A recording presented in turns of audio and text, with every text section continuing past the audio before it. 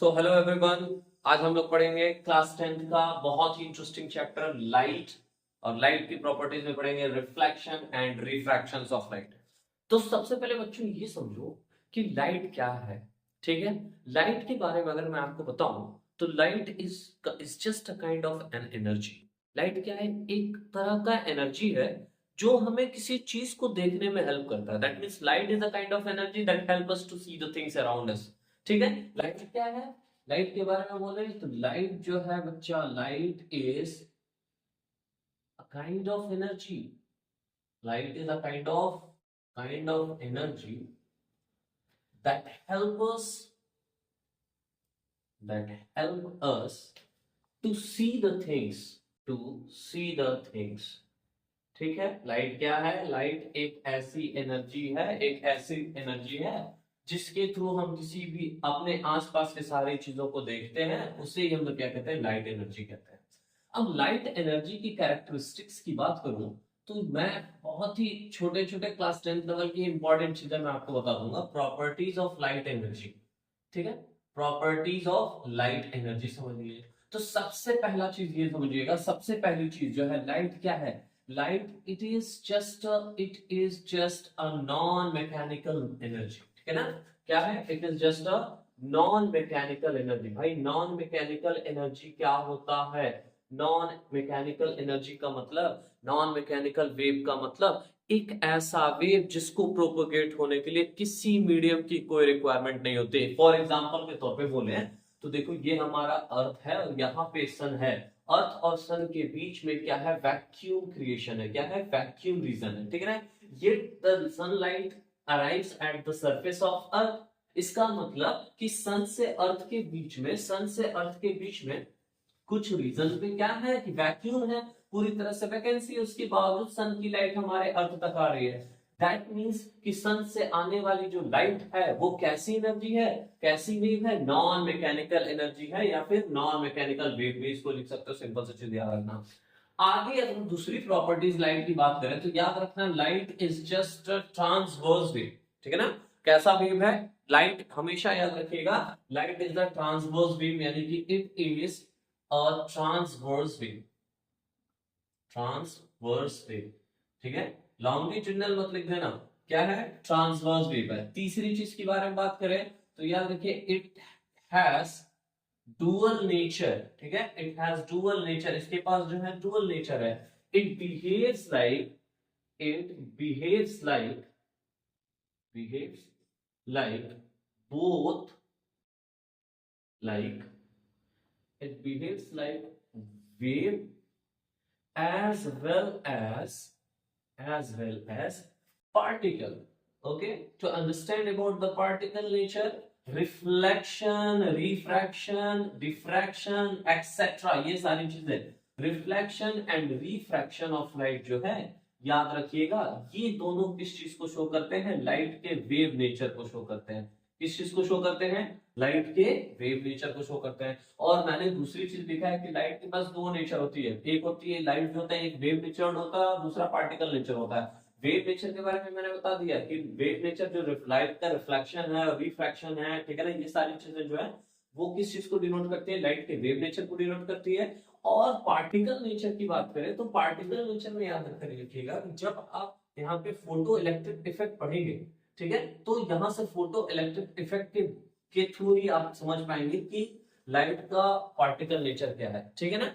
अब इसके बाद देखिए, मैंने इसमें कुछ आपको प्रॉपर्टीज बता दी। सबसे पहली चीज क्या बताया कि लाइट क्या है? एक ऐसी एनर्जी है जो किसी चीज को हमें देखने में हेल्प करता है। फिर फिर मैंने आपसे कहा कि लाइट एक नॉन मैकेनिकल वेव है, यानी कि इसको ट्रेवल करने के लिए किसी मीडियम की जरूरत नहीं होती है। फिर मैंने कहा कि लाइट क्या है? ट्रांसवर्स वेव है।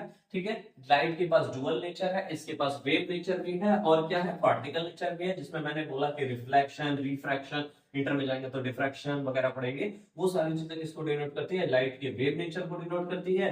फोटो इलेक्ट्रिक भी एक फेनोमेना है लाइट का, जो किसको शो करता है? लाइट के पार्टिकल नेचर को शो करता है।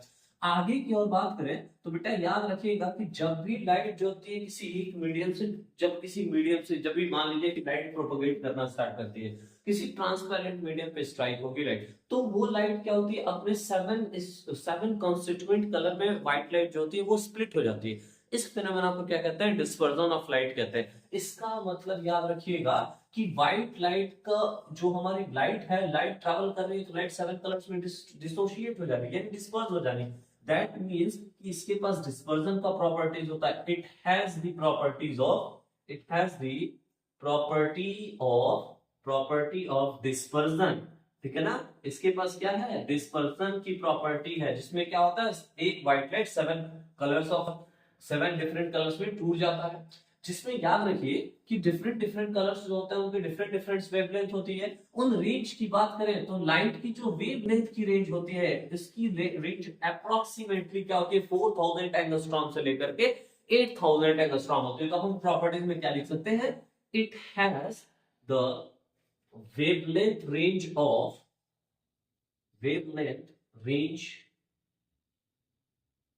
of approximately from 4000 to 8000 angstrom, ठीक है ना। सिंपल सी चीज, ये मोस्ट इंपॉर्टेंट चीज है, याद रखिएगा। एक और बहुत इंपॉर्टेंट चीज क्या है कि लाइट की इकलौती एक ऐसी प्रॉपर्टी, फ्रीक्वेंसी एक ऐसी प्रॉपर्टी है कि लाइट जब ट्रेवल करता है एक मीडियम से दूसरे मीडियम, दूसरे से तीसरे मीडियम, किसी भी मीडियम में ट्रेवल कर लेता है, तो केवल और केवल फ्रीक्वेंसी ही उसकी एक ऐसी प्रॉपर्टी है जो कभी चेंज नहीं होती। वेवलेंथ चेंज हो जाता है लेकिन फ्रीक्वेंसी नहीं चेंज होती है। तो मोस्ट इंपॉर्टेंट नोट पे कर लीजिएगा कि frequency of light does not change, कभी चेंज नहीं होते, does not change in transferring, ठीक है ना। जब लाइट एक मीडियम से दूसरे मीडियम में ट्रांसफर आउट होती है तो उसके बावजूद उसकी फ्रीक्वेंसी जो होती है कभी चेंज नहीं होती है। मैंने क्या कहा? कुछ प्रॉपर्टीज आपको बता दी है, ठीक है। लाइट नॉन मैकेनिकल वेव है, ट्रांसवर्स वेव है, लाइट के पास डुअल नेचर है, ठीक है ना। वेव नेचर भी है, पार्टिकल नेचर भी है। लाइट जो कि डिस्पर्स हो जाती है, लाइट कभी भी किसी प्लेन सरफेस पे स्ट्राइक होती है तो याद रखिएगा कि लाइट की मेन प्रॉपर्टीज जो हमें पढ़ रखनी है क्या है कि जब भी कोई लाइट बीम जो होती है किसी भी प्लेन सरफेस के ऊपर पड़ती है तो क्या होती है? रिफ्लेक्ट हो जाती है। क्या हो जाती है? रिफ्लेक्ट हो जाती है। दैट मींस कि लाइट के पास रिफ्लेक्शन की भी प्रॉपर्टीज है, यानी कि it has the property of reflection. क्या है? लाइट के पास रिफ्लेक्शन की प्रॉपर्टी होती है। अगला पॉइंट याद रखिएगा कि अगर मैं बात करूं लाइट अगर प्रोपोगेट हो रही है, चल रही है, इसका मतलब उसके अंदर कुछ ना कुछ स्पीड होगी। तो याद रखिए वैक्यूम में जो लाइट की स्पीड होती है वो होती है 3 × 10⁸ मीटर पर सेकेंड, यानी कि इट्स स्पीड, इट्स मतलब क्या? Light its speed in vacuum is 3 × 10⁸ metre per second. Vacuum में लाइट की स्पीड कितनी होगी बच्चा? वैक्यूम में यानी निर्वात में जो प्रकाश की चाल होगी, जो स्पीड ऑफ लाइट होगी, वो हमेशा याद रखिएगा 3 × 10⁸ मीटर पर सेकेंड होती है। अब आगे क्या हम लोग टॉपिक्स पढ़े जिसमें सबसे इंपॉर्टेंट हमारा रिफ्लेक्शन है, तो समझिएगा। मैंने अभी आपको क्या बताया? मैंने आपको ये बताने की कोशिश की कि लाइट क्या है, ठीक है। तो इसमें मैंने आपको बताया कि लाइट क्या है? एक ऐसा फॉर्म ऑफ एनर्जी है जो किसी चीज को हमें देखने में हेल्प करता है। फिर मैंने आपको लाइट की डिफरेंट कैरेक्टरिस्टिक्स बताई, जिनमें सबसे पहली चीज बताया कि लाइट क्या है? लाइट एक नॉन मैकेनिकल वेव है, ठीक है। इसका मतलब इसको चलने के लिए किसी मीडियम की रिक्वायरमेंट नहीं होती है। जैसे सन की लाइट जो है हमारे अर्थ पे आ रही है, बीच में क्या है? वैकेंसी है, कोई मीडियम नहीं है, उसके बावजूद रेडिएशन के थ्रू क्या हो रही है? लाइट हमारे अर्थ के ऊपर आ जा रही है, ठीक है ना। फिर उसके बाद मैंने आपसे क्या कहा कि लाइट जो है वो ट्रांसवर्स वेव है। इसके बाद मैंने ये कहा कि जो अगर लाइट प्रोपोगेट हो रही है इसका मतलब इसका कोई ना कोई स्पीड होगा। लाइट की वैक्यूम में जो स्पीड होती है वो 3 × 10⁸ मीटर पर सेकंड होती है। लाइट के वेवलेंथ की बात करूं, जैसे कि एक व्हाइट लाइट जो होती है जब भी किसी multiple layer of transparent surface से स्ट्राइक होती है तो वो अपने 7 कंस्टिट्यूएंट कलर्स में डिस्ट्रीब्यूट हो जाती है। इस फिनोमेना को हम लोग क्या कहते हैं? डिस्पर्जन ऑफ लाइट कहते हैं। तो जब डिस्पर्जन ऑफ लाइट होती है तो उन 7 कलर्स की जो स्लैब बनती है, उन हर कलर्स की जो वेवलेंथ होती है वो डिफरेंट होती है। इन्हीं कलर्स की वेवलेंथ का अगर हम लोग रेंज बनाते हैं तो वो क्या होता है? Range of wavelength of light हो जाती है, ठीक है ना। याद रखिएगा जो जिसकी रेंज क्या होती है? अप्रोक्सीमेटेड 4000 से 8000 एंगस्ट्रॉम होता है। याद रखिएगा किसी बुक में क्या दिया हुआ है? डिफरेंट दिया हुआ है, ठीक है। इससे हमें कोई लेना देना नहीं है। अब फिर मैंने आपसे क्या कहा? फिर मैंने आपसे ये बताया कि लाइट की फ्रीक्वेंसी एक ऐसी प्रॉपर्टी है जो कभी भी चेंज नहीं होगी। लाइट एक मीडियम से दूसरे मीडियम में जा रही है, दूसरे से तीसरे जा रही है, फिर रिवर्स आ जा रही है। इससे लाइट की फ्रीक्वेंसी पे कोई इफेक्ट पड़ने वाला नहीं है। अब मैंने कहा कि हमारा मेन टॉपिक लाइट की कैरेक्टरिस्टिक जानने के बाद क्या होगा? रिफ्लेक्शन होगा। तो आइए देखते हैं रिफ्लेक्शन क्या है। तो मैं यहाँ मेंशन कर दूं रिफ्लेक्शन, ये बड़ा इंपॉर्टेंट चीज है। अब देखिए रिफ्लेक्शन क्या है। जैसे कभी कभी जब आपने देखा होगा, कभी आप स्कूल्स वगैरह में रहे होगे, तो क्या करते होगे कि क्लास में बैठे हो, किसी को डिस्टर्ब करना होता है तो खिड़कियों से लाइट आती है, आप क्या करते हो अपने वॉच को इधर उधर मूवमेंट कराते हो, या फिर क्या करते हो अगर छोटा सा कोई मिरर लिए होते हो उसको आप ऐसे मूवमेंट कराते हो कि उसकी लाइट्स, जो लाइट आ रही है एंटर कर रही है वो आपके मिरर के ऊपर पड़ती है, फिर दोबारा किसी और वॉल की तरफ चली जाती है या किसी के फेस की तरफ चली जाती है और आपको बड़ा मजा आता है। यही फिनोमेना क्या है, यही फिनोमेना रिफ्लेक्शन है। क्या होता है, याद रखिएगा कि जब भी कोई बीम्स ऑफ लाइट जो होती है, ठीक है ना, कोई भी बीम्स ऑफ लाइट किसी प्लेन सरफेस के ऊपर स्ट्राइक होती है, तो बेटा जिस मीडियम से वो आई होती है, जिस मीडियम से वो चल करके प्लेन सरफेस के ऊपर स्ट्राइक हो रही है, स्ट्राइकिंग के बाद दोबारा वो उसी मीडियम में वापस चली जाती है। लाइट के इसी प्रॉपर्टीज को हम लोग क्या कहते हैं, रिफ्लेक्शन ऑफ लाइट कहते हैं। क्या कहते हैं, रिफ्लेक्शन ऑफ लाइट। यानी कि रिफ्लेक्शन ऑफ लाइट क्या होगा, सिंपल सी चीज याद रखिएगा, bouncing back nature, bouncing back nature of light, bouncing back nature of light is called, या फिर एक थोड़ा सा वर्ड ऐड करिए, bouncing back nature of light to the original medium, to the original medium, ठीक है ना, ओरिजिनल मीडियम मतलब जहां से आई थी, original medium is called reflection of light. Simple सी चीज, और भी डेफिनेशन बना सकते हैं लेकिन सबसे इजी याद रखिएगा, is called reflection of light. मैंने कहा रिफ्लेक्शन ऑफ लाइट क्या है, अगर कोई बीम ऑफ लाइट किसी प्लेन सरफेस, किसी सरफेस के ऊपर टकराती है, प्लेन सरफेस पे टकराती है, तो वो क्या होती है, जिस मीडियम से आई होती है उसी मीडियम में वापस बाउंस बैक हो जाती है। लाइट के इसी प्रॉपर्टीज को हम लोग क्या कहते हैं, लाइट के इसी प्रॉपर्टीज को हम लोग कहते हैं रिफ्लेक्शन ऑफ लाइट कहते हैं। अब बेटा एक चीज और समझिएगा कि रिफ्लेक्शन ऑफ लाइट जो है वो दो तरह का है, ठीक है ना, रिफ्लेक्शन ऑफ लाइट जो है वो कितने तरह का है, दो तरह का है। एक है रेगुलर रिफ्लेक्शन, ठीक है ना, एक है रेगुलर रिफ्लेक्शन, ठीक है, दूसरा क्या है, इरेगुलर रिफ्लेक्शन, ठीक है, इरेगुलर रिफ्लेक्शन। भाई एक क्या है, रेगुलर रिफ्लेक्शन, और दूसरा क्या है, इरेगुलर रिफ्लेक्शन। इसमें क्या होता है, सपोज कर लीजिए कि ये कोई प्लेन सरफेस है जिसके ऊपर लाइट जो है वो स्ट्राइक हो रही है। देखिए अगर अगर किसी प्लेन सरफेस के ऊपर जो रेज इंसिडेंट हो रहे हैं वो रेज एक दूसरे के पैरेलल है, और रिफ्लेक्शन के बाद जो रिफ्लेक्टेड रेज है वो भी एक दूसरे के पैरेलल है, तो समझ जाइएगा कि ये रिफ्लेक्शन क्या है, रेगुलर रिफ्लेक्शन है।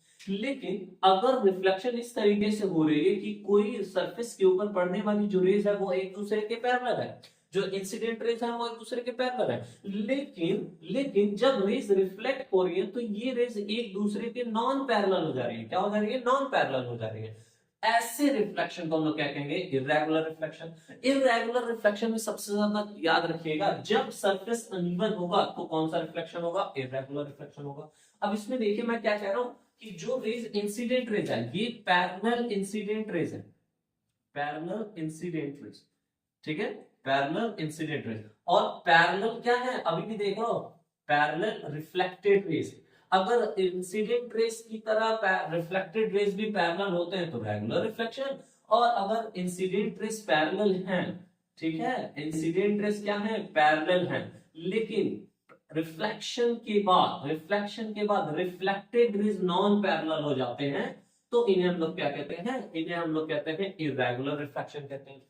आगे के टॉपिक में अभी हमारा क्या है, मान लीजिए कि अगर मैं आपको रिफ्लेक्शन थोड़ा सा समझाऊं और थोड़ा ब्रीफ चलते हैं आपके 10th लेवल पे, तो देखिए होता क्या है कि लॉज ऑफ रिफ्लेक्शन आ जाते हैं, ठीक है, लॉज ऑफ रिफ्लेक्शन बहुत इंपॉर्टेंट है, बोर्ड के पर्सपेक्टिव से बहुत ही ज्यादा इंपॉर्टेंट है। सपोज करिए मैंने क्या बना लिया, ये हमारा एक प्लेन सरफेस है, ये प्लेन सरफेस है, ठीक है, जिसके ऊपर क्या होगा, जिसके ऊपर लाइट इंसिडेंट होगी। देखिए ये एक बीम ऑफ लाइट आई, ये लाइट है, फिर उसके बाद हमें मालूम है कि ये फर्स्ट मीडिया से आई, प्लेन सरफेस पे स्ट्राइक हुई, ये मीडिया फर्स्ट मीडिया से आई, प्लेन सरफेस पे स्ट्राइक हुई। अब क्या कह रहे हैं, हम लोग को पता है कि रिफ्लेक्शन क्या है, बाउंसिंग बैक नेचर, यानी जहां से आया उसी मीडिया में वापस चले जाए। इसका मतलब ये नहीं कि इधर से आया तो इधर ही वापस चला जाए, किसमें जा रहा है वापस, मीडिया वही होना चाहिए, फाइनल मीडिया भी वही होना चाहिए जो इनिशियल मीडिया है। यानी कि इनिशियल मीडिया यहाँ आया, अब ये स्पेस स्ट्राइक होने के बाद ये लाइट जो होगी उसी मीडियम में वापस चलेगी। इसी फिनोमेना को हम लोग क्या कह रहे हैं, रिफ्लेक्शन कह रहे हैं। अब देखिए इसमें एक चीज और याद रखिएगा कि मैं क्या करूंगा, इनमें एक इमेजिनरी लाइन जनरेट कर दूंगा। ये मैंने यहाँ पे लिख लिया पॉइंट है, कुछ दिक्कत नहीं होगी, बड़े आसानी तरीके से मैं आपको समझा दूंगा। देखिए, रिफ्लेक्शन के लिए वो रेस जो प्लेन सरफेस की तरफ आती है, जो प्लेन सरफेस की तरफ आती है, प्लेन सरफेस पे फॉल होती है, प्लेन सरफेस पे स्ट्राइक होती है, उसे हम कहते हैं इंसिडेंट रे। अब इसमें आप देख सकते हो ये वाली रेस जो है वो प्लेन सरफेस की तरफ आ रही है, प्लेन सरफेस की तरफ आ रही है, इसका मतलब ये रेस जो है वो क्या हो गया, इंसिडेंट रे हो गया। ठीक है, ये रे क्या हो गया, इंसिडेंट रे। फिर उसके बाद मैं क्या कह रहा हूं, स्ट्राइक होने के बाद रेस वापस उसी ओरिजिनल मीडियम में चली जाती है। तो स्ट्राइक होने के बाद रेस जो वापस उसी मीडियम में जाती है यानी कि रिफ्लेक्ट होती है, तो इसे क्या कहेंगे, रिफ्लेक्टेड रे। बड़े इजी वे में इसे क्या कहेंगे, रिफ्लेक्टेड रे। मैंने एक क्या कर लिया है, एक एक परपेंडिकुलर, इमेजिनरी परपेंडिकुलर ड्रॉ कर रखा है, जिसे हम लोग क्या कहते हैं, नॉर्मल। ये नॉर्मल का रखा है। अभी मैं एक्सप्लेन कर रहा हूं सारी चीजें क्या है। यहां देखिए ये है एंगल आई, ये है हमारा angle R, that is point of incidence, और एम एन क्या है, प्लेन सरफेस। सिंपल सी चीज याद रखिए कि यहां पे हम लोग थोड़ा सा एक वर्ड और लिख लेंगे, इंसिडेंट एंगल या एंगल ऑफ इंसिडेंस, दोनों लिख सकते हो, कोई फर्क नहीं। इंसिडेंट एंगल, ये आर क्या है, रिफ्लेक्टेड एंगल या फिर एंगल ऑफ रिफ्लेक्शन। ठीक है, सिंपल सी। अब मैंने क्या किया, ये रेज आ रही है, इसके ऊपर स्ट्राइक होने के लिए आ रही है, प्लेन सरफेस के ऊपर फॉल हो रही है, इसलिए इंसिडेंट रे। ये वाली रे जो है रिफ्लेक्शन के बाद बाउंस बैक हुई है, रिफ्लेक्टेड रे।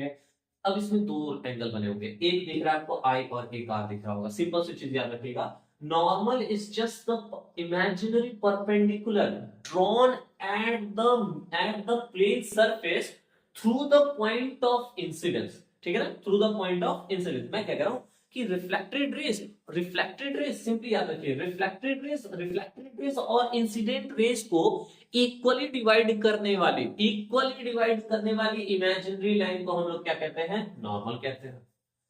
नॉर्मल क्या है, कोई भी पूछ दे आपको तो आप डायरेक्ट को दो तरीके से बता सकते हो। पहली चीज याद रखना, बता सकते हो normal is just the imaginary line that bisects the angle formed between incident ray and reflected ray. दूसरे तरीके से क्या बता सकते हो, दूसरे तरीके से ये बता सकते हो कि ये फिगर देख रहे हो, यही नॉर्मल है, यही नॉर्मल है, पीएन नॉर्मल है। तो इससे तुम्हें दिख रहा है ये पीएन मैंने क्या बना रखा है, एक नॉर्मल, एक 90 डिग्री बना रखा है। तो सिंपली याद रखना, तुम ऐसे भी बता सकते हो नॉर्मल के बारे में कि इंसिडेंट रे और रिफ्लेक्टेड रे जिस पॉइंट पे मिलता है, इस पॉइंट को हम लोग कहते हैं पॉइंट ऑफ इंसिडेंस। क्या कहते हैं, point of incidence. Point of incidence को लेकर के बनाई गई प्लेन सरफेस के परपेंडिकुलर बनाई गई एक इमेजिनरी लाइन जो रिफ्लेक्टेड रेज और इंसिडेंट रेज को बाइसेक्ट करता है, यानी इक्वली डिवाइड करता है। इंसिडेंट रे और रिफ्लेक्टेड रेज के बीच में बने हुए एंगल को इक्वली डिवाइड करता है, उसे नॉर्मल कहते हैं। अब इंसिडेंट एंगल क्या है, एंगल आई क्या है। जहां देख लो एंगल आई का पार्ट, यहां से यहां तक का पार्ट इक्वल एंगल आई। इंसिडेंट रे और नॉर्मल के बीच में बने हुए एंगल को हम लोग क्या कहते हैं, एंगल आई कहते हैं, एंगल ऑफ इंसिडेंस कहते हैं। रिफ्लेक्टेड रे और नॉर्मल के बीच में बना हुआ एंगल क्या कहलाता है, एंगल आर कहलाता है, जिसे एंगल ऑफ रिफ्लेक्शन कहते हैं। अब यहां से हम लोग देखेंगे लॉज ऑफ रिफ्लेक्शन क्या है। तो लॉज ऑफ रिफ्लेक्शन में हमेशा याद रखें, मैं यहां कहा हूं कि नॉर्मल क्या करता है, इन दोनों एंगल को इसके बीच में, रिफ्लेक्टेड और इंसिडेंट रे के बीच में बने हुए एंगल को बाइसेक्ट करता है। इसका मतलब लॉज ऑफ रिफ्लेक्शन के अकॉर्डिंग हमेशा याद रखिएगा, angle of incident is equal to angle of reflection, पहली चीज। दूसरी चीज आपको याद रखनी है, लॉज ऑफ रिफ्लेक्शन में आप क्या देख रहे हो, ये प्लेन सरफेस है, ये इंसिडेंट रे पॉइंट एन पे आ रही है, ये रिफ्लेक्टेड रे पॉइंट एन से जा रही है, और ये नॉर्मल में हमने क्या बनाया है, पॉइंट एन पे बना रखा है। दैट मींस कि हम क्या कह सकते हैं लॉज ऑफ रिफ्लेक्शन में, कि लॉज ऑफ रिफ्लेक्शन में दो लॉज होते हैं। पहला क्या होता है, इंसिडेंट रे, जो इंसिडेंट एंगल जो होता है वो रिफ्लेक्टेड एंगल के इक्वल होता है, या एंगल ऑफ रिफ्लेक्शन के इक्वल होता है। दूसरी चीज हम क्या लिख सकते हैं कि incident ray, reflected ray and normal, all three lie on the same plane. आप देख रहे हैं, आप किस प्लेन पे लाइन कर रहा है, एमएन पे कर रहा है, जो पॉइंट क्या है, पॉइंट एन है। ठीक है, तो सिंपली आप लिख सकते हो यहां पे कि incident ray, reflected ray and normal, all three lie on the same plane। क्या है, lie on the same, simple सा चीज। लॉज ऑफ रिफ्लेक्शन देखते हैं। लॉज ऑफ रिफ्लेक्शन में मैं बताया कि इंसिडेंट एंगल जो होता है, एंगल ऑफ इंसिडेंस जो होता है, वो एंगल ऑफ रिफ्लेक्शन के इक्वल होता है। दूसरी चीज बताया मैंने आपको कि जो इंसिडेंट रे है, रिफ्लेक्टेड रे है और नॉर्मल है, ये तीनों जो होते हैं सेम प्लेन में एग्जिस्ट करते हैं।